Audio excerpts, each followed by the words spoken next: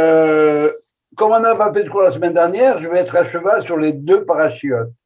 Les deux parachiotes, la première, c'est Vayetse. C'est au moment où Jacob part et quitte Beersheba pour aller trouver femme et s'enfuir de Ésaü. Et la deuxième, c'est qu'on va lire cette semaine, c'est quand il revient. Vaishlach Yaakov Malachim Lefanav, quand il envoie des anges pour dire, pour calmer Ésaü. Le premier thème que je voudrais aborder, c'est assez bref. Le verset nous dit, Vayetse Yaakov mi Beersheba, il est parti, il a quitté Beersheba, Al-Samadi Dadou. Il était bronzé déjà. Et il est allé à Haran. Alors le verset nous dit, Vaïvgar Bamakom, il s'est arrêté à l'endroit, Vayalen Shan Kiba Shemesh, et il a dormi là-bas, et Vayahalom, il a rêvé. Et le texte dit comme ça, Vayahalom, Vehine Sulam Mutsav Arsa, et voilà qu'il y avait un Michel qui était pas planté en terre, qui était en direction de la terre, Verosho Magia Shamaima, et le sommet de l'échelle allait en direction du ciel, Veine Malach Elohim, Olim et Yordimbo, et il y avait des anges de Dieu qui montaient et qui descendaient. Quand on lit ce verset-là, c'est très clair. Il a rêvé d'une échelle. Mais ce n'est pas ce qui est écrit. Vayahalom, il a rêvé. Et alors, il y a eu une échelle entre le ciel et la terre. Ça veut dire quoi, ça? Avec ce rêve de Jacob, commence la série des rêves, parce que Jacob va rêver, Joseph va rêver, les ministres vont rêver, Pharaon va rêver, ok? Ça inaugure les rêves. Qu'est-ce que ça signifie? Voilà comment Manitou nous demande de dire la chose. Vayahalom, il a été capable de rêver. Il a eu un rêve. À quoi tu rêves, toi? À quoi tu rêves? Alors, il y en a qui rêvent avoir une belle maison, il y en a qui rêvent une belle voiture, il y en a qui rêvent, etc. Il y en a qui rêvent de gagner à la loterie. Mais lui, il a eu un rêve. Il a rêvé de réussir ce qu'il avait à faire. Il a rêvé de mener à bien sa mission. Il avait une double mission, prendre femme et échapper à son frère. Alors, à partir du moment où tu es capable d'avoir un rêve, tu es capable de croire en quelque chose, d'avoir un rêve, un idéal, je veux dire de manière simple, alors, à ce moment-là, si ton rêve est vraiment sincère et authentique, alors, il y a un lien qui se crée entre la terre et le ciel. Si tu es capable de vraiment, vraiment croire à quelque chose. Le lien entre la terre et le ciel, c'est rien d'autre que la prière. La prière qui monte, les anges qui montent, et la réponse de Dieu qui vient de haut en bas. En d'autres termes, la prière d'un côté, la voix de l'homme, et la prophétie, la voix de Dieu qui répond.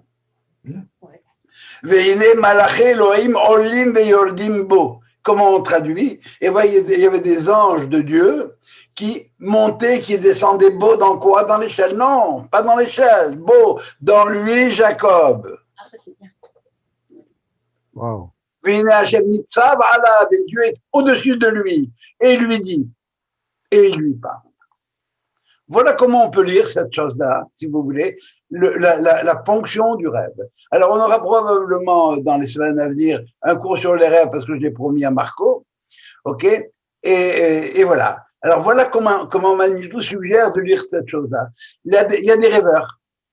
Il y a une médrage chassidique qui dit un bonhomme, à quoi tu passes ta vie? Il dit, moi, je suis boulanger, j'achète la farine, le pâterie, etc. Il dit, je ne te demande pas à quoi tu perds ton temps. Je te demande à quoi tu rêves. C'est quoi ton rêve?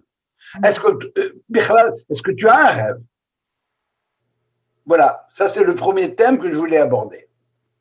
Alors, je crois que c'est une lecture intéressante dans la mesure où elle nous engage à rêver. Mais pas au sens onirique du terme. Bon, j'ai rêvé quelque chose parce que j'ai mangé trop de petits pois, trop de boulettes hier soir, et ça, non, c'est pas ça. C'est le rêve que tu fais éveiller. Excuse-moi, Jo. Oui. Alors, le rêve, tu dis que l'échelle représente les anges montaient et descendaient dans l'esprit de Jacob. Non, non, non, non, pas dans lui-même. Dans lui-même. Mais pourquoi on parle de échelle? C'est quelque chose de tangible. D'abord, c'est pas la seule lecture, il faut que tu saches. Hein. Je vous ai donné une deuxième lecture. J'essaie en général de sortir du pchat. Mais effectivement, il a pu rêver d'une échelle. Alors, pourquoi une échelle? Ben, parce que quand tu as un rêve, ne pense pas l'atteindre one shot. Ça prend des échelons. Tu veux quoi? Tu veux une maison? Alors, commence par travailler, ramasser de l'argent, faire des plans, etc. Et tu montes graduellement. Et à ce moment-là, Dieu va te répondre. Et puis, ce à quoi tu rêves, ton rêve va se réaliser. Mais pas ton rêve, ce que tu as rêvé. Tu as rêvé que ta belle-mère ne venait pas souper ce soir. Alors, yes, ça va. Non, c'est pas ça. Tu as eu un rêve. Tu as voulu accomplir quelque chose. Okay. Pas de questions là-dessus? Très bien. Deuxième sujet. Alors voilà, il arrive à un endroit qui s'appelle Haran. Et il y avait là-bas 3 troupeaux avec leurs bergers autour de la margelle du puits. Et puis, ils ne pouvaient pas boire de l'eau parce qu'il fallait que tous les troupeaux se réunissent pour enlever la pierre qui était beaucoup trop lourde. Tout le monde fera abreuver ses troupeaux et puis ils remettront la margelle, pardon, ils remettront la pierre au-dessus du puits, de crainte que quelqu'un d'autre ne vienne prendre. Tu vois un peu la situation où personne ne croit en personne. Et là, il y a un dialogue qui se crée, et je vais vous le dire d'abord en hébreu, je vais le traduire, et puis on va essayer de l'expliquer. Il arrive, hein, perfect stranger, et il commence à dire, Ahaï, mes frères, mais Inatem, d'où êtes-vous? Il est chez eux, hein, il va chez eux. Et il dit, d'où vous êtes? Type, il arrive à côté de lui qui me dit, mon frère, où tu habites? Où tu es? Il répond, mais Haran anahnu. On vient de Haran. Et il pose la question, Ayedatem et Laban ben Nahor? Est-ce que vous connaissez Laban, fils de Nahor? Ils répondent, Yadarnu, on connaît. Et il pose la question, et à Shalom, l'eau, est-ce qu'il va bien, Shalom, l'eau? Ils répondent, Shalom. Et à ce moment-là, Rachel arrive, etc. C'est pas là-dessus que je veux m'attarder, je vais m'attarder sur le dialogue tel qu'il est lu par Manitou. Il sort d'une expérience de fraternité qui a complètement foiré. Son frère veut le tuer. Normalement, après toutes les expériences que j'ai vécues dans ce cas-là, je ne crois plus à la notion de frère, parce que mon frère jumeau veut me tuer. Et il commence par « Ahaï, mes frères ». C'est l'optimisme juif. Comme disait un penseur, il a dit pour la Shoah, on a été victime de notre optimisme. Ahaï. Mais Aïn Atem, d'où êtes-vous? C'est comme ça qu'on traduit. Et Magnéto dit non, non, il ne faut pas la dire comme ça. Il dit, mais Aïn, ça veut dire où, mais ça veut dire en même temps le néant. Mais Aïn Timotse, où est-ce qu'on trouve la sagesse? Dans le néant. Il n'y a pas un bouquin de sagesse, ça n'existe pas. Le N sauf, ce qu'on appellera l'infini. Vous venez du néant, vous êtes des créatures. Il répond non, non, pas du tout, mais Haran, non, on vient de Haran. Haran, c'est le nom de la localité, mais on peut lire aussi Haron Af, de la colère. On vient de la colère du monde, mon vieux. De quoi tu parles de fraternité? Laisse-moi tranquille. Dieu s'est mis en colère. Et puis on passe notre temps, nous, maintenant, à quoi? À vouloir apaiser la colère de Dieu. Ah bon? Est-ce que vous connaissez Laban ben Nahor? Vous avez déjà entendu parler de cette branche de la famille d'Abraham qui est restée là-bas? dit oui, oui, on connaît, on le connaît.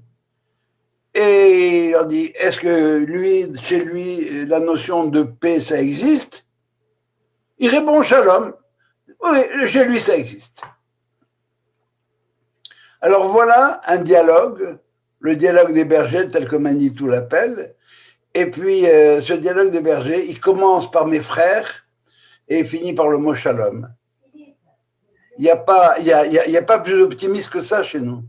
Pour un type qui se sauve et qui recherche justement la paix. Et c'est ça le message, si vous voulez, que Jacob veut leur apporter. Alors que eux attendaient tout le monde pour que les gens puissent s'abreuver, pour que les troupeaux puissent s'abreuver. Il arrive et tout seul, il est capable d'enlever, comme on décapsule une bouteille, et tout le monde peut boire. Ça veut dire qu'il y a des gens qui ont besoin d'attendre l'unanimité, si vous voulez, pour pouvoir faire avancer le monde, et d'autres qui, comme Israël, travaillent tout seuls et puis sont capables d'apporter quelque part un espoir de paix dans le monde. Voilà une autre lecture d'un texte qui apparemment est anecdotique. Parce que qu'est-ce qu'elle veut raconter la Torah? Le dialogue des bergers, de quoi on parle? La Torah ne s'arrête pas selon des détails. Voilà une deuxième lecture, si vous voulez, originale. Encore une fois, elle est prise de Manitou. Question par rapport à ça? Bien. C'est clair? Pourquoi comment on explique que les bergers répondent d'une manière laconique? C'est parce qu'il y avait de la haine ou il y avait de... Qui tu es toi pour me poser des questions? Tu viens chez moi, tu me demandes d'où je viens? Bon, demande-moi, est-ce que tu connais Alain Zérélos? Oui, je vais te dire, il habite sur la rue Keller. Mais ça va. Alors, ce qu'il leur dit, c'est qu'il existe quand même une famille, même si dans cette famille, il y a des gens enrhumés, comme Laban, il n'est pas si blanc que ça, d'accord? Mais voilà, ils répondent comme ça. Les bergers ont compris le message. D'après cette lecture-là. Vous venez du néant. Qu'est-ce que tu me dis que moi je suis une créature de Dieu? Laisse-moi faire, moi une créature de Dieu. Mais moi, si Dieu m'a créé, il aurait mieux fait de ne pas me créer. Parce que je passe mon temps à vouloir. Il est en colère contre moi. Qu'est-ce qu'il m'envoie? Il m'envoie la Shoah, il m'envoie le Covid, il m'envoie tout ce qu'il m'envoie. Ce bon Dieu-là, la vérité, tu peux le garder. Comment il a dit, vous dit Alain? Mon Dieu, Eli lama azavtani, le verset. C'est Jésus qui dit ça. Non, c'est la prière de Esther dans le psaume qu'on lit à Purim, c'est Eli lama azavtani. Mais Jésus a dit ça. Jésus a dit ça. C'est la première chose qu'ils nous auront piqué, rassure-toi. Non, t'as raison. On n'est pas une. Alors, non, revois le psaume de Purim. Et il y a une chanson qui est superbe, je te me regarde pas. Voilà, chez Loïs Igamel. Alors, vous direz, il a dit Eli, lama, lo azaftani. Pourquoi tu ne m'as pas lâché la grappe? Ouais. Et parce que je brandis ton étendard, eh bien, regarde tout ce qui m'arrive à moi. Voilà. C'est comme Fiddler on the Roof. Oui, à quoi tu fais allusion? Ouais, quand il s'adresse au bon Dieu, et il lui dit la prochaine fois, choisis quelqu'un d'autre. Ah oui, absolument, oui. Ben, c'est la même idée. Mais la référence, elle est dans le texte. C'était mon deuxième point. Est-ce que vous avez des questions par rapport à ça? Troisième point. La parole, je vais réussir à le faire. Je vais réussir à passer à travers tout ça. Ouais, alors, le texte va nous dire. Je suppose que tu as trouvé un lien entre les 5 points. C'est toujours la même idée, c'est la recherche en fraternité. Okay. Le fait, la volonté d'accomplir la mission, de réussir le projet de Dieu. Inini. Qu'est-ce qu'on dit dans le Hallel? Lolanu Hashem Lolanu, Kileshimchat en Kavod. Fais pas ça pour nous. Fais ça pour ton nom. Les Ma'ancha Elohai pour toi. Ce que je fais, moi, je suis un soldat. Et je fais un soldat, Tzva Ganal Israël, Tzva, Mitzvah. Mitzvah, c'est quoi? Je suis en guerre. Je pars en guerre. Je pars en guerre contre quoi? Contre tous les obstacles du monde qui feront en sorte qui veulent empêcher ma mission de se réaliser. Deusé, sans plus. Alors, la même chose, tu vois, dans le rêve de Jacob, c'est la même chose. Bon, il veut réussir, il a un rêve, réussir la mission. Alors, il va convertir ces gens-là. Il va aller chez eux, il veut les convertir. Et si on avait le temps d'étudier en détail, parce qu'on aurait pu faire le cours sur chacun de ces points-là. Hein. Mais comme on va arriver à Hanouka la semaine prochaine et au rêve de Joseph après ça, j'ai voulu concentrer les choses. Troisième point va encore un peu plus loin dans ce sens-là, c'est l'histoire de Rachel. Rachel était, comme on dit, stérile. Alors le verset va nous dire que Dieu a Veiftach et Rahma. Il a ouvert sa matrice, donc elle a eu un enfant. Et naturellement, il faut nommer cet enfant. Alors que nous dit le 7, Vatomer, elle a dit, Asaf Hashem et Herpati. Asaf, il a mis un terme, Hashem Dieu, et Herpati, ma honte. Et on se serait attendu à ce qu'elle appelle son fils Asaf. Mais pas du tout, elle ajoute, le texte va nous dire, et maintenant elle a fait une prière, Yosef Hashem li ben acher, que Dieu m'ajoute un autre fils. Lecture classique, merci mon Dieu, maintenant j'ai plus honte, tu as mis un terme à ma honte, sois sympa, je t'en prie, tu m'en as donné un, ajoute un autre. On peut lire comme ça, mais on peut lire autrement. Qu'est-ce que ça veut dire Asaf Hashem et Herpati? Dieu a mis un terme à ma honte. De quelle honte s'agit-il? J'écoute. De ne pas avoir d'enfants. Et sa sœur, elle a des enfants, pas elle. Est-ce que pour ça, tu as honte ou tu as de la peine? Peine. Est-ce que tu déprimes par rapport à ça ou tu as honte? De quoi je vais avoir honte? Ouais. J'ai honte quand il y a quelque chose qui ne marche pas. Oui. Alors, comment on peut le lire? De ne pas être considéré. De ça, tu n'as pas honte non plus. Rachel, c'est la préférée. Pardon? C'est la préférée, Rachel. Oui. En plus, c'est la préférée. Mais Hepati, ce n'est pas nécessairement par rapport à son mari. C'est ma honte. Ma honte en tant que mère d'Israël. Ma honte de ne pas être capable d'avoir un enfant qui est capable d'être le frère de l'autre. Rappelez-vous ce qu'on recherche à travers tout le livre de la Genèse. On cherche La fraternité. À résoudre l'équation de fraternité. Ouais. Et ça a poiré. Ça n'a pas marché avec Adam. Caïn a tué Abel. Ça n'a pas marché avec Abraham, Isaac et Ishmaël, passaient leur temps à se battre. Ça n'a pas marché avec Isaac, parce que Jacob et Ésaü, on connaît l'histoire. Et puis Rachel, maintenant, eh bien, il n'y a pas d'enfant qui naît. Mais elle a vu dans cet enfant-là la capacité d'être frère. Mm-hmm. Alors, qu'est-ce qu'elle dit? Mon Dieu, s'il te plaît, donne-moi un autre. Et ne t'inquiète pas, il ne sera pas en danger à côté de son frère. Comme mon mari était en danger à côté de son frère. Et par conséquent, elle appelle ce fils qu'elle a eu du nom de son frère, du nom du frère qu'elle attend. Il va venir, ce sera Benjamin. Mais c'est ça, Asaf Hashem et Herpati. Dieu a mis un terme à ma honte, à la honte, à travers moi. Dieu a mis un terme à la honte de toutes les mères incapables d'engendrer l'être frère. Alors maintenant que tu me l'as donné, celui-là, je le vois, je peux te le dire, je le sens, je suis prophétesse d'une certaine manière, et tous les noms qu'on donne aux enfants procèdent de la prophétie. Hein, je ne sais pas comment vous êtes vous, mais moi, j'ai refusé de nommer mes enfants avant de les voir. Et puis, bon, mais ça tombe juste. À date, je ne me suis pas planté. J'en ai eu que 3, c'est vrai, mais je me suis pas planté. Et c'est ça. Bon, bien sûr, il a un premier nom, le nom de mon père. Dan, il s'appelle Dan Mimoun. Mais Dan, c'est quelqu'un, un sens de la justice, plus que ça, tu meurs.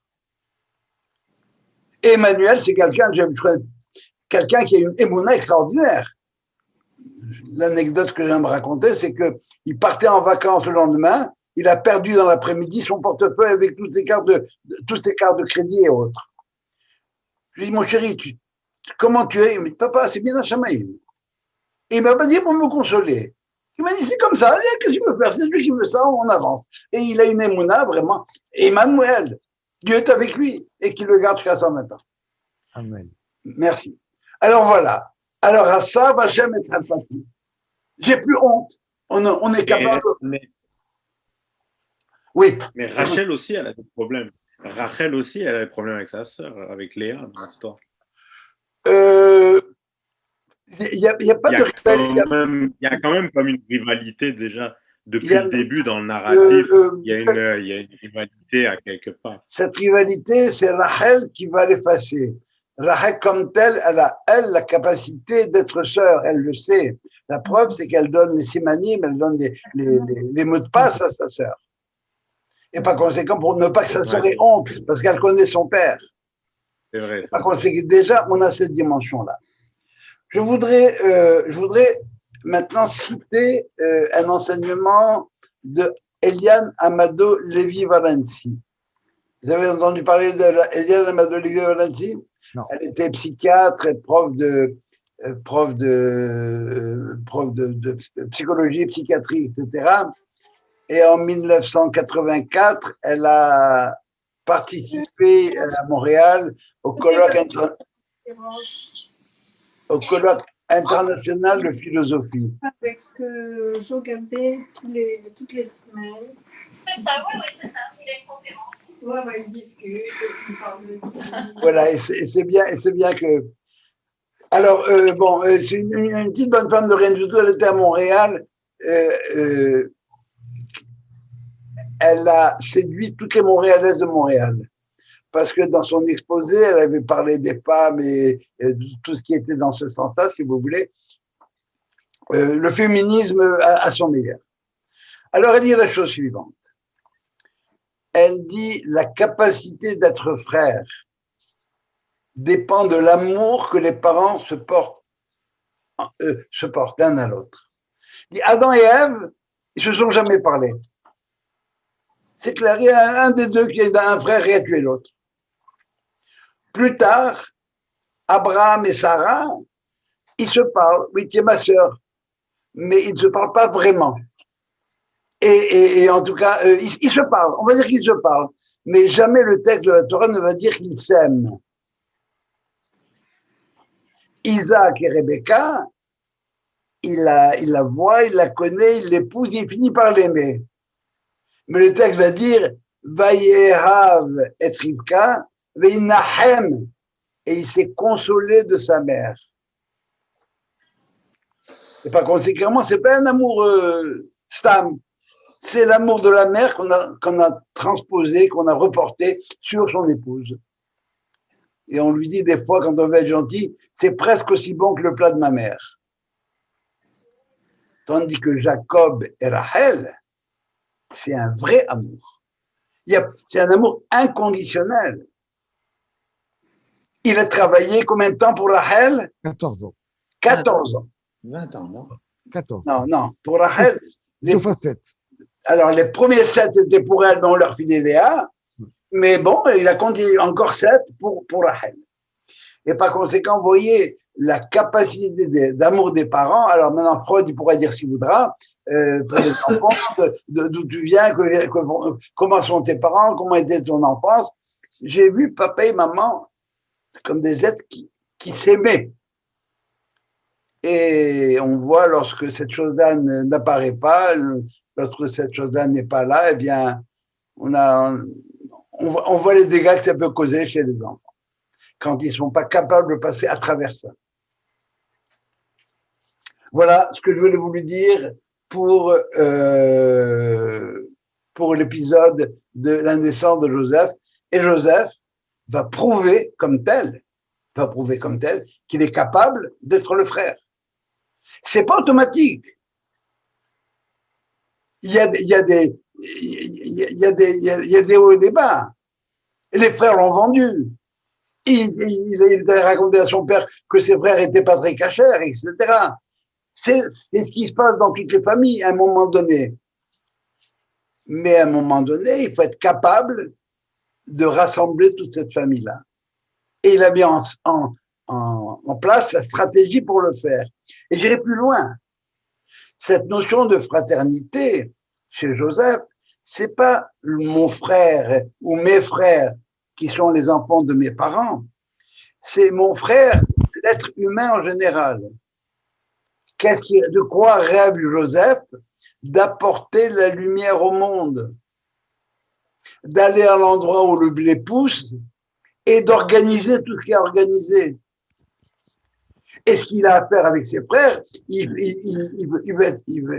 veut pas être, si vous voulez, le Abel de l'histoire. Il veut s'assurer que ses frères sont de bonne foi. Et c'est comme ça qu'à la fin, il va leur faire des tas de saloperies. Il va m'envoyer Shimon en prison, etc. Il va être tough avec eux. Et quand il va voir à quel point les frères sont prêts à mettre l'Égypte à feu et à sang, donc pour sauver Benjamin, donc chez eux aussi, il existe une étincelle de fraternité. Alors là, il ne peut plus résister, il renvoie tout le monde et il commence à pleurer. Il leur dit que nous sommes des frères. Et même lorsqu'à la mort, les frères ne croient pas. Les frères n'y croient pas. Lorsque Jacob meurt, ils vont inventer une blague. Ils vont dire, tu sais, papa, il nous a dit que fais gaffe à nous, etc. Il a eu de la peine, Joseph, d'entendre ça. Est-ce que vous croyez que moi, je vais être capable de vous faire, de me venger de vous? Pas du tout. Et c'est comme ça que le livre de la Genèse s'achève, rappelez-vous. Où est-ce que le Bereshit se termine? C'est lorsque Joseph est en Égypte, il a rassemblé la famille, il a sauvé le monde. Et puis l'histoire maintenant, on va aller en Égypte, essayer d'apporter ce message-là qu'Abraham avait déjà commencé à souffler. Qu'est-ce qu'il avait dit à Abraham? Dis-leur que tu es ma sœur. On est frères et sœurs tous les deux. Ça va, ça? C'était mon troisième point. Il y a des questions par rapport à ça. Est-ce que tu ne crois pas que cet amour que tu projettes sur Joseph est un petit peu unilatéral? Lui, il aime, mais les autres, ça pose un doute? Mais c'est clair que il a fallu que les frères passent par l'expérience de la douleur du père comme telle. Et c'est la douleur du père qui a réveillé chez eux le sentiment de qu'est-ce qu'on a fait. Parce que les frères, on peut être plus ou moins cool par rapport à ça. Mais lorsque je vois papa pleurer, lorsque mon père n'arrive pas à se consoler de la chose, de la bêtise que moi j'ai faite, là je commence à me poser des questions. Et cela étant dit, la force justement de l'amour de Joseph, c'est qu'il se fait malgré l'attitude agressive des frères. Si ses frères ils avaient été sympas avec lui, non, les frères ils l'ont condamné, ils l'ont envoyé en Égypte.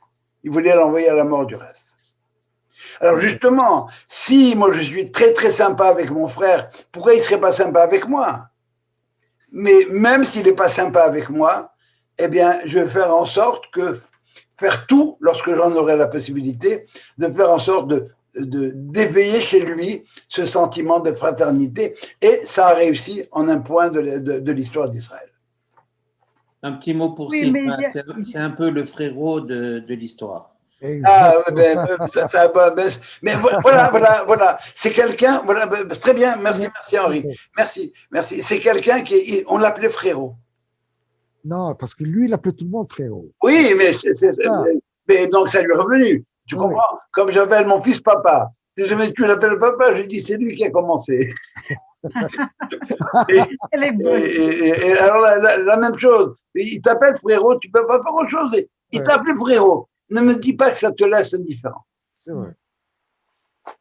Mais quand même, à la fin, quand Jacob meurt, les frères avaient peur. J'ai dit tout à l'heure ça, Sylvia. Oui.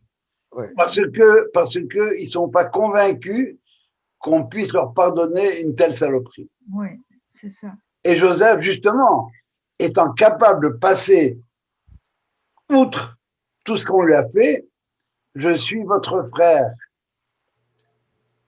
Et le verset, bon, si vous me provoquez, j'y vais. Einechem ro'ot, il leur dit, vos yeux voient. Ve'ene achi binyamin, et les yeux de mon frère Benjamin voient. Qui piem daber alechem, que ma bouche vous parle. Et Rashi va commenter. Einechem ro'ot, vos yeux voient quoi? Que je suis circoncis. Je n'ai pas trahi ma brit mila avec la femme de Potiphar. Ve'ene achi binyamin, et de la même manière que j'aime Benjamin, je vous aime. Qui piem daber alechem, belashon hakodesh. Je n'ai pas perdu ma judaïté. Et c'était tellement, parce que j'arrive et je vois un Égyptien sur le trône, il dit c'est mon frère qu'il est juif. Et il a dit qui piem daber alechem, belashon hakodesh.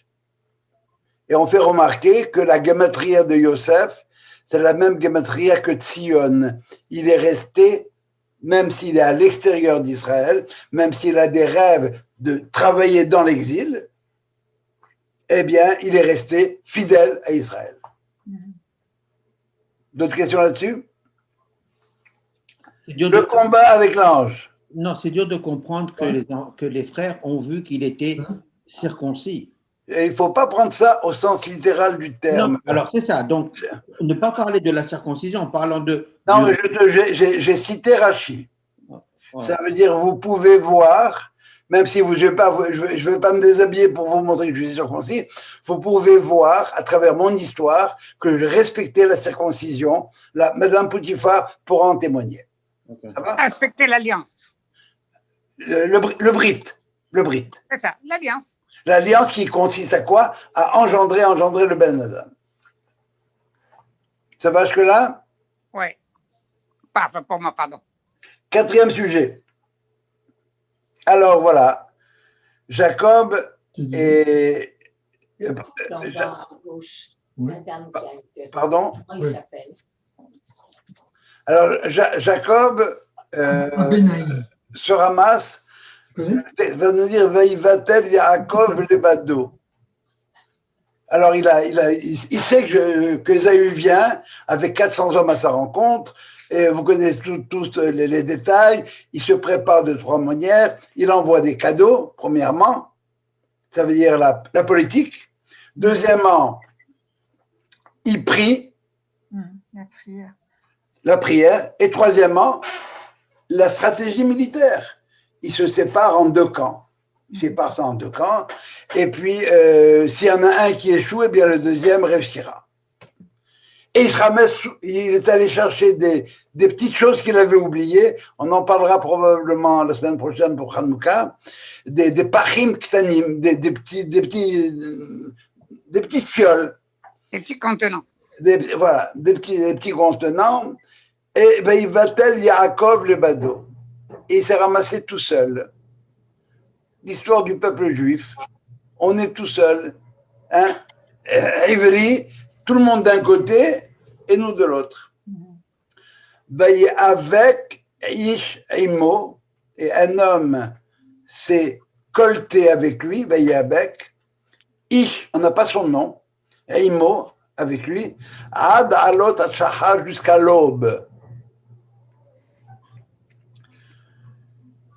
Et le mot qui est employé pour dire ils se sont combattus, c'est Vayabek. Et dans le mot Vayabek, il y a le mot Abak, qui veut dire la poussière. Et Rachid nous fait remarquer que quand vous avez 2 lutteurs qui se battent, bon, avec leurs pieds, ils dégagent de la poussière. Et cette poussière, elle est montée jusqu'en haut. Ça veut dire que c'est un truc qui est céleste. Ad Alot Shahar, jusqu'à l'aube, pour nous dire que le combat que Jacob va mener est un combat qui va durer tout le temps de l'histoire. Et qu'est-ce qu'on apprend? Qui c'est ce Ish contre qui il a combattu? Eh bien, c'est l'ange de Ésaü. Et Vayal, cet ange Ésaü, il a vu qu'il ne pouvait pas le vaincre. Alors, de quoi il s'agit? Eh bien, Jacob revient. Et Ésaü lui dit, tu peux faire ton fier tant que tu veux, toi. Tu n'as pas été confronté à la réalité du monde. Alors, dis-moi, si confronté à la réalité du monde, tu t'en es sorti. Et il lui fait passer un procès. Il passe quasiment en jugement. Et toutes les questions qu'on a pu lui poser, eh bien, Jacob, il était capable de vaincre l'ange d'Ésaü. Vayal Kilo Yacholo, il n'a pas pu le vaincre à lui. Une parenthèse furtive. Lui, il n'a pas réussi à le vaincre. Mais, il a quand même touché à quel endroit? Au nerf qu'on appelle sciatique. En fait, c'est pas le nerf sciatique, c'est le nerf. Il y en a qui disent le nerf pelvien. C'est le nerf qui irrigue toute la zone des engendrements. Et il lui dit, bon, laisse-moi partir. L'ange lui dit, bon, t'as gagné. Mais il nous fait remarquer que avant chaque bataille sur le champ de bataille terrestre, il y a les anges tutélaires des nations qui se battent là-haut. Et est-ce que ça mérite de gagner ou ne mérite pas de gagner? Vayal Kilo Yachollo, il a vu qu'il ne pouvait pas le vaincre. Il lui dit alors, laisse-moi, lâche-moi. Qui est Allah Shahar, parce que c'est l'aube, le soleil se lève. C'est un combat, encore une fois, je vous dis, qui va durer jusqu'à la fin des temps. Et Jacob lui dit non, je ne te lâche pas, qui im belachtani, d'abord tu me bénis.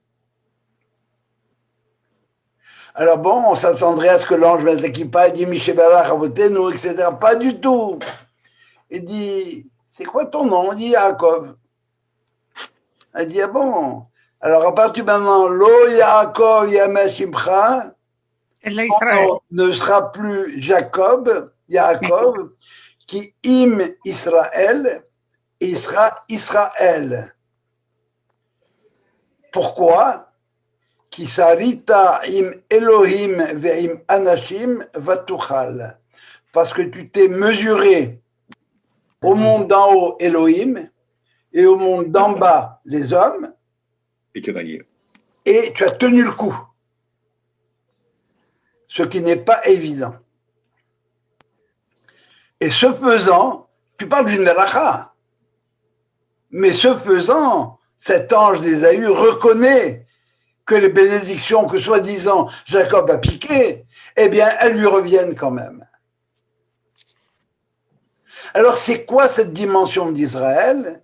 Israël, c'est celui qui est capable de fonctionner et de rester intègre, intégralement ce qu'il est, avec le monde d'en haut, le monde des valeurs, et le monde d'en bas, le monde des réalités. Le Ben Ishraï fait remarquer la chose suivante. La valeur de Israël, c'est 341.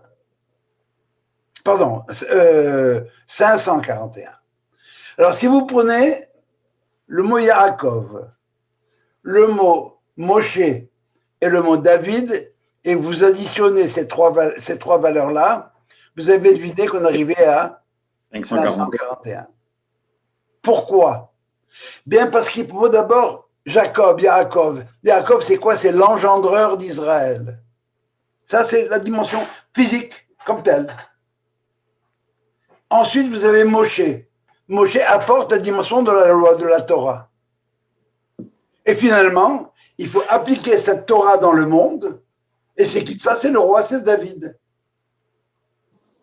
Quelqu'un qui ne serait que Yaakov, eh bien, ce serait quelqu'un qui aurait des gosses. On fait des gosses les uns derrière les autres. Quelqu'un qui ne serait que Moshe, il s'enfermerait dans son cloître, là où vous voudrez. Et il n'en sortirait pas. Quelqu'un qui ne serait que David, ce serait quelqu'un qui serait enfermé au Parlement, ou à la Knesset, si vous voulez. La valeur Israël, c'est justement ces trois dimensions qui se conjuguent. Quand est-ce qu'on a vraiment pu s'appeler Israël? Ben, c'est depuis qu'il y a un État qui fonctionne comme il fonctionne, avec ses travers et ses grandes réussites. Il est une armée.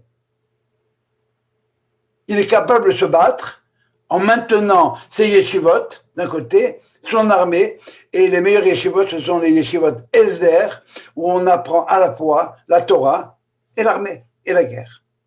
Et Jo, tu as dit, il est entre le ciel et la terre. Tu as dit, c'est un combat qui dure toute l'histoire du peuple juif. Donc, tu ne peux pas t'empêcher de faire un parallèle avec Esav, la chrétienté qui nous interdit le ciel, hors de l'église, point de salut, et l'islam qui nous refuse la terre. Ouais. Donc, on est vraiment en Twilight Zone. On n'est ni sur la terre à cause de l'islam, ni dans les cieux à cause du christianisme. Ce que j'ai dit la semaine dernière, c'est que Ésaü nous dispute le ciel, Voilà. et Ishmaël nous dispute la terre, et qu'est-ce qu'il nous reste? L'horizon. Au fait. Entre les deux. Entre les deux. Ça va? Alors, c'est ça Israël. C'est ça Israël. Être capable d'associer, il y a celui qui est Yachar, elle, celui qui est droit aux yeux de Dieu. Jusqu'à présent, son nom, c'était quoi? Yaakov. Yaakov, c'est celui qui te talonne. Il est derrière, tu comprends? L'enquiquineur, l'empêcheur de tourner en rond. Le gars qui n'arrête pas de poser des questions, qu'elles soient bonnes ou mauvaises. Mais c'est ça, Israël. Israël, c'est celui qui est capable de être à la fois Jacob, mais en même temps Moshe et David. Deux remarques sur Israël. Si vous prenez les lettres du mot Israël, vous allez trouver à l'intérieur les initiales des 3 patriarches et des 4 matriarches. Alors le Yud, c'est Yitzhak et Yaakov. Le Shin, c'est Sarah. Resh, c'est Rachel. Le Aleph, c'est Abraham. Le Lamed, c'est Léa. Autrement, dans cette dimension Israël, il y a, si vous voulez, tous ceux qui ont les Abot et les Imot. Oui, ils n'ont pris que deux Imot, et les deux autres, les pauvres. Alors, non, ils ne sont pas Imot. Les 4 Imot, c'est Sarah, Rivka, Rachel, Léa.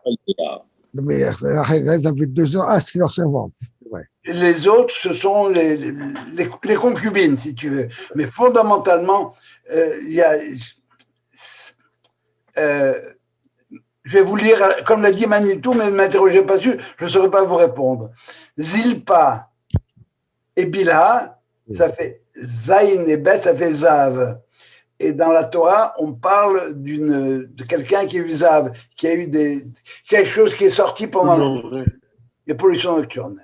Mais encore une fois, bon, ça veut dire que c'est quelque chose qui fait partie de la nature d'Israël. C'est là-dedans. Attention, ils ont un rôle à jouer. Et ils ont tellement un rôle à jouer qu'ils font partie des Shvatim, les enfants de Bilha et de Zilpa. Alors, le texte nous dit Atem Kruim Adam, c'est vous qui êtes appelé Adam. Et Adam, c'est l'homme comme tel. Mais il y a combien de manières d'être homme? Eh bien, il y a 12 manières d'être homme. Chaque tribu a sa manière spécifique d'être homme. L'homme de Lévi, c'est pas le même homme que Issachar. Lévi, c'est le prêtre. Issachar, il est dans les yeshivas. Zevulun, lui, qu'est-ce qu'il fait? Eh bien, il va faire le business. Dan, il juge, etc. Gad, il fait l'armée, tout ce que vous voudrez. Donc, il y a des spécialités. On remarquera probablement lors d'une autre étude que même si ma spécialité c'est telle chose, je suis capable de remplacer un autre. Hein. Je suis polyvalent, mais mon focus, c'est ça. Alors vous n'allez pas être, bien sûr, vous ne serez pas très surpris si 12 manières d'être homme, c'est 12 fois Adam, 12 fois 45. 12 fois 45, c'est combien? 540. Et celui qui les unit, Israël. 141, ça donne Israël. Israël, c'est 12 manières d'être homme. Il y en a qui sont plus orientés vers le ciel, il y en a qui sont plus orientés vers la terre, il y en a qui sont plus à l'horizon, si vous voulez. Mais c'est ça Israël. Et ça cadre avec toute la nature. Voilà. Les 12 mois, les 12 Jo, oui. s'il te plaît. Moi, Dans le mot, dans Israël, tu as dit qu'on voyait Isaac, Sarah, Rachel, Abraham, et le E, ça représenterait quoi? Pas eux. Aleph. En hébreu. Aleph, Abraham. Qui serait qui? Henri, ça marche pas en français. Abraham. Ok. Les maths, ça marche en français. En hébreu, c'est. Ça va? Ben, le A, c'est Abraham. Aleph, Aleph. Le Aleph, c'est Abraham, oui. Ça va, tu les as tous ou tu veux que je recommence? Yud, c'est Yitzhak. Oui. Ça va? Et Yaakov. Et quoi? Yaakov. Yitzhak, oui. C'est Yitzhak et Yaakov. Oui. Shin, c'est Sarah. Rachel et Rivka. Aleph, Abraham. Et le Lamed, c'est Léa. Tout le monde est là? Oui. Moi, j'ai une question. Go. On a cette histoire de l'échelle et je t'arrête une seconde parce que je voulais le dire et j'ai oublié. En réponse à la question de la remarque de Sylvain, il y a un midrash qui dit que qu'est-ce qu'il voyait monter? Il y a plusieurs lectures de ce midrash-là. Il voyait monter les anges des différentes nations. Il les voyait monter et redescendre.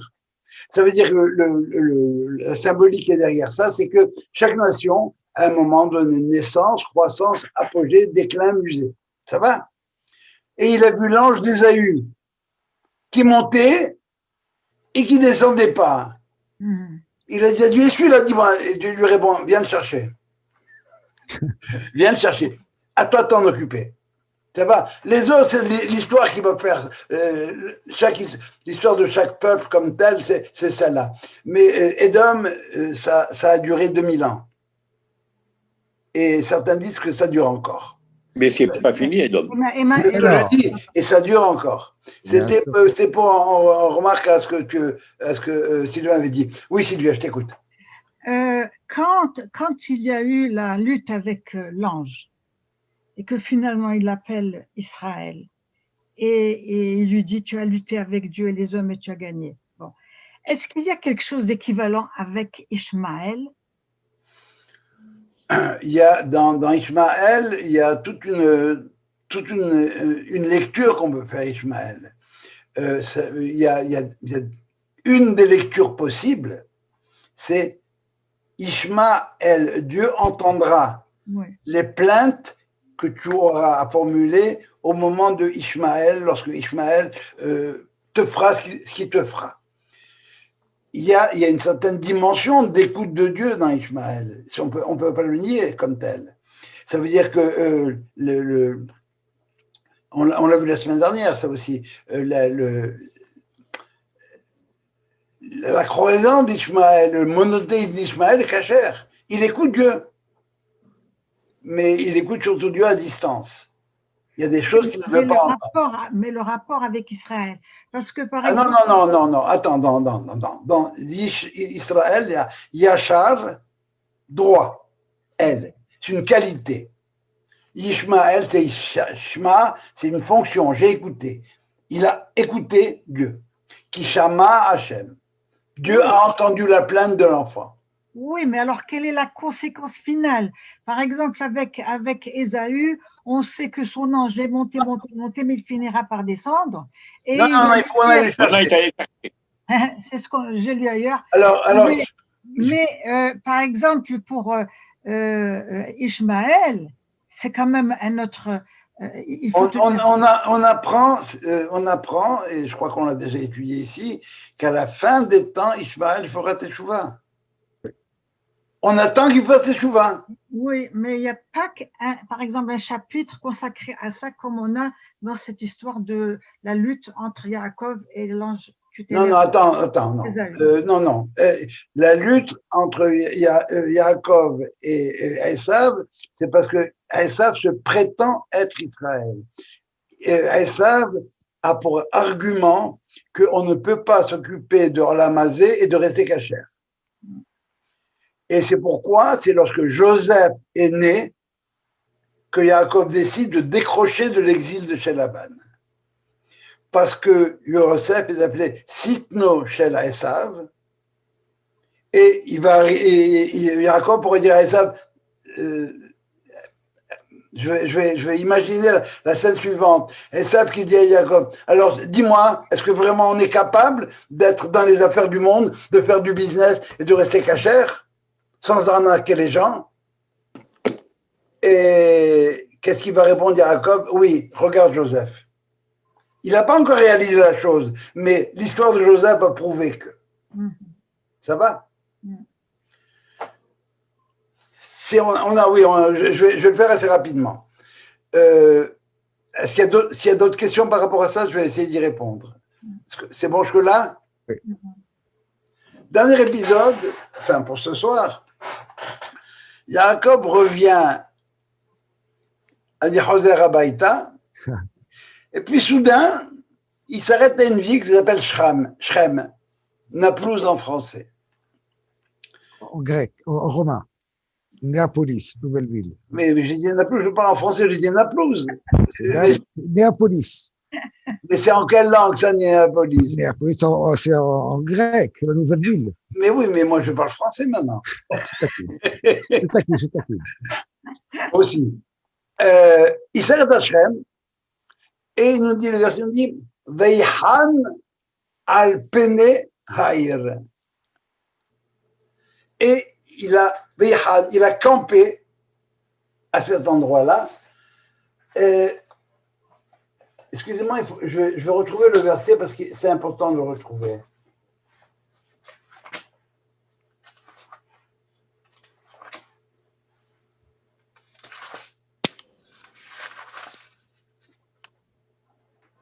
Voilà. Alors, Yaakov est arrivé, Shalem entier. Alors oui, parce qu'il était touché à la hanche. J'ai dit quelque chose là-dessus ou pas? Il a été touché au niveau des engendrements. Mais il boitait après il boitait. C'est ça. Il boitait. Une remarque quand même, une remarque. Le verset va nous dire, il était...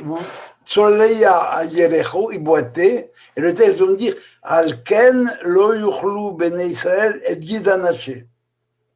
C'est pour ça que les bnei Israël ne mangent pas de ce fameux nerf qu'on appellera le nerf pelvien.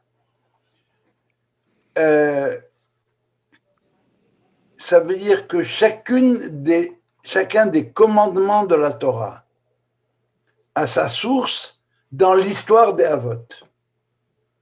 Exemple, le mélange, l'interdiction du mélange du lin et de la laine, ça nous renvoie à l'histoire de Caïn et Abel. Il y en a un qui a apporté une offrande de lin et l'autre qui a apporté une offrande de laine. L'histoire de si tu as deux femmes, une aimée et une mal aimée, tu ne peux pas privilégier l'une par rapport à l'autre. C'est l'histoire de Jacob avec Rachel et Léa, etc. Autrement dit, c'est une science en elle-même, c'est pas simple à décoder, mais les interdictions de la Torah sont, si vous voulez, ont leur source dans l'histoire, dans notre histoire. Et là, on en a un exemple. Et il y a 65 commandements négatifs. Chaque commandement négatif correspond à un jour de l'année. Et l'interdiction du guide anaché correspond à quel jour? Quelqu'un sait? Quoi le guide anaché? C'est quoi? Le nerf sciatique. Ah oui. Le nerf interdit. Ça correspond à Tisha B'Av. Oh, quelle horreur. C'est le jour où les Bnei Israël comme tels, eh bien, il y a une faille à l'intérieur des engendrements. Je referme la parenthèse. Mais juste pour vous indiquer, si vous voulez, une piste d'étude, c'est un thème, il y a pas, à ma connaissance, d'études systématiques par rapport à ça, mais Manitou le dit très souvent, et là, on en a vu rapidement 3 exemples, on pourrait en voir d'autres. OK? Alors, alors, il a campé devant la ville de Shrem. Hein?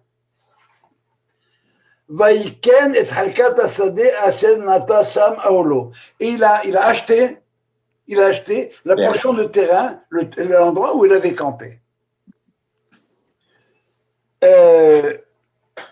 Du nom de qui? De Hamor. De Hamor, qui était Abi Shrem, le père de Shrem. Et il appelle ça 100 kessita. C'est beaucoup d'argent.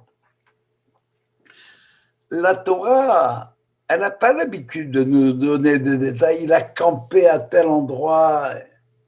C'est vrai, il a acheté, oui, c'est vrai. Il y a 3 endroits qu'on a achetés et qu'on nous dispute. C'est Naplouse, c'est Jérusalem et c'est Hebron. Cela, c'est écrit qu'on les a achetés. Alors les Hachamim vont nous dire, qu'est-ce que ça veut dire Vayihan? Il a campé. Ça veut dire aussi, ça peut être lu comme ça, il a eu haine. Il a eu, la ville a trouvé grâce à ses yeux.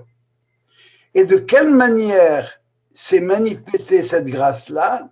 Alors les Hachamim dans la Gemara disent, ben voilà, il a fait 3 choses. Il a institué la monnaie. Deuxièmement, il a institué les marchés, la bourse. Et troisièmement, il a institué les mikvaot, les bains. Et là, on ne comprend vraiment pas. Quelle idée? Pourquoi ça? Pourquoi tu n'institues pas, je sais pas, une école, les écoles par exemple, une chose comme ça? Pourquoi ces 3 choses-là? Et on remarque un peu plus tard que Dina, sa fille, va sortir, voir les filles du pays. Et qu'est-ce qu'elle leur demandait? Comment on se marie chez vous? Et les Chachamim déduisent de là que ce que fait Yaakov, dans ce cas-là, il va chercher un mari pour sa fille, pour Dina. Il va chercher à créer la 13e tribu qui proviendra de l'extérieur. Il veut se ramener à l'universel. Il ne veut pas être détaché de l'universel humain. Alors pourquoi ces 3 choses-là? Eh bien, c'est pas compliqué. Parce que la Gemara nous dit qu'il y a 3 façons de se marier. Soit avec kesef, de l'argent, beshtar, par un contrat, bevia, par l'union intime. Les pièces de monnaie, c'est kesef, l'argent. Et attention, kesef, c'est pas le pognon. Hein. C'est kesef, c'est le kissouf, la volonté, l'amour. J'ai très envie d'eux. Shtar, le contrat. Bia, c'est l'intimité. Et c'est ce à quoi on assiste dans chacun de nos mariages. La première chose, qu'est-ce qu'on fait? On donne quoi? La bague. Kesef. Allez, atme kudesh letli tabazo. Les rabbins disent, ça vaut un prouta, pas prouta, etc. Ça rappelle la notion de kesef. Shtar, c'est la ketouba. Et bia, c'est quand on met le mari à la femme sous la choupa. Et les ashkenazim font ce qu'on appelle le yahoud. Ils s'enferment dans une chambre. Alors voilà, Yaakov était prêt à marier sa fille. Et c'est pour ça qu'il a... excusez-moi, le mikvaot, c'est pour la tevila, le mikvé avant le mariage. Yaakov veut se marier avec Shrem ben Hamor. Sauf que ce Shrem ben Hamor, il n'a pas attendu de faire les choses comme il fallait et il a violé Dina.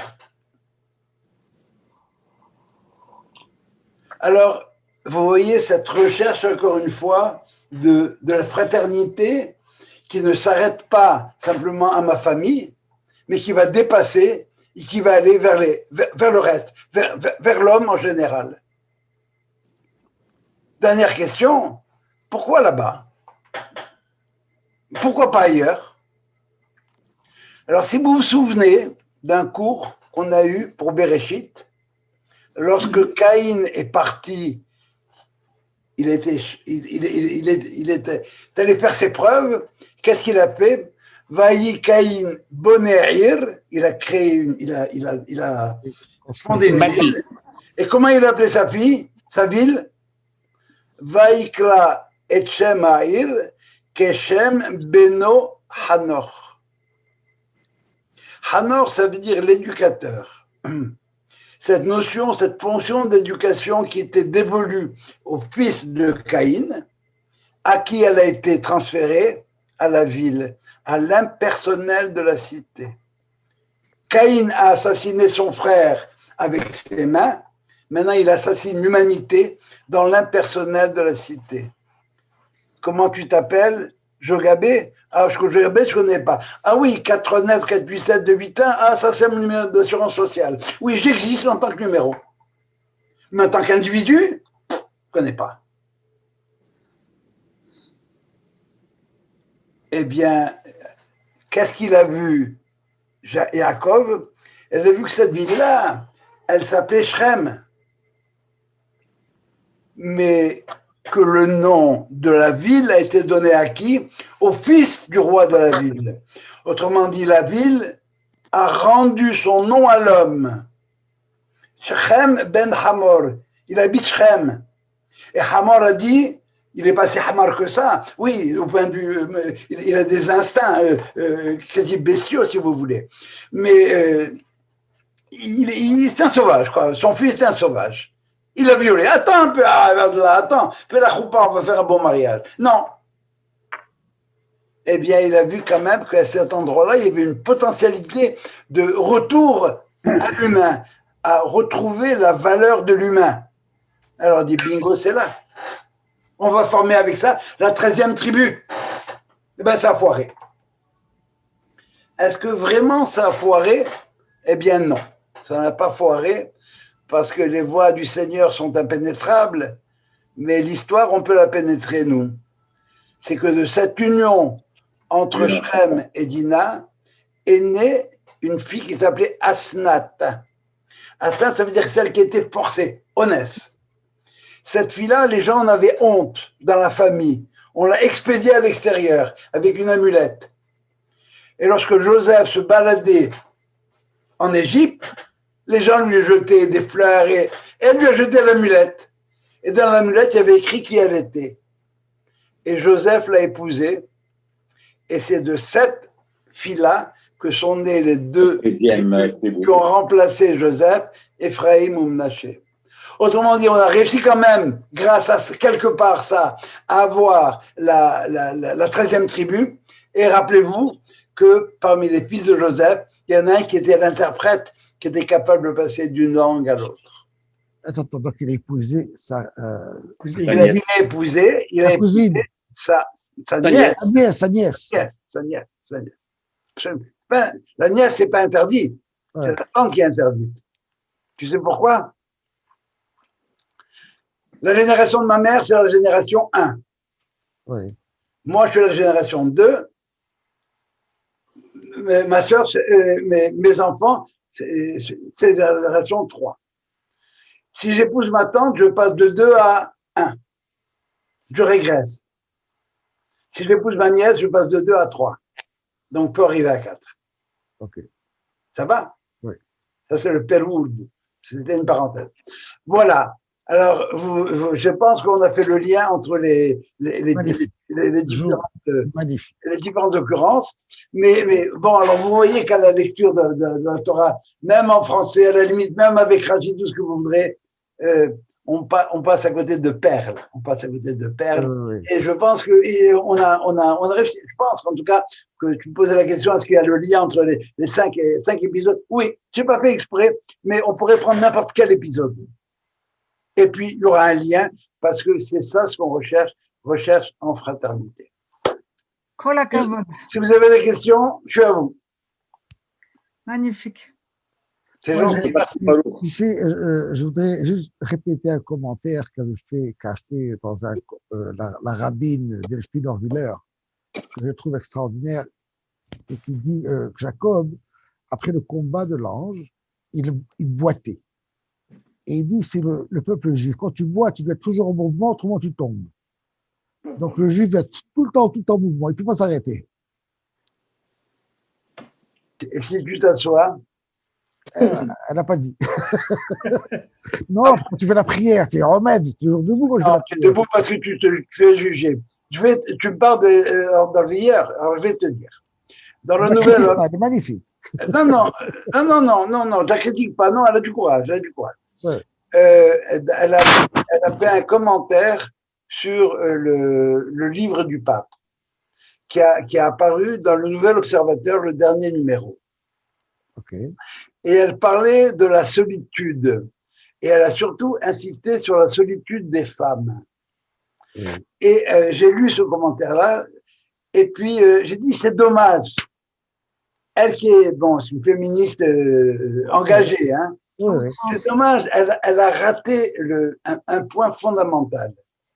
C'est l'apparition de la femme dans la Torah. Le verset dit la chose suivante. Bayomer Elohim, Dieu a dit, Lotov, tout ce que j'ai fait, c'est pas bien. Heyot ha-adam levado, tant que l'homme est tout seul.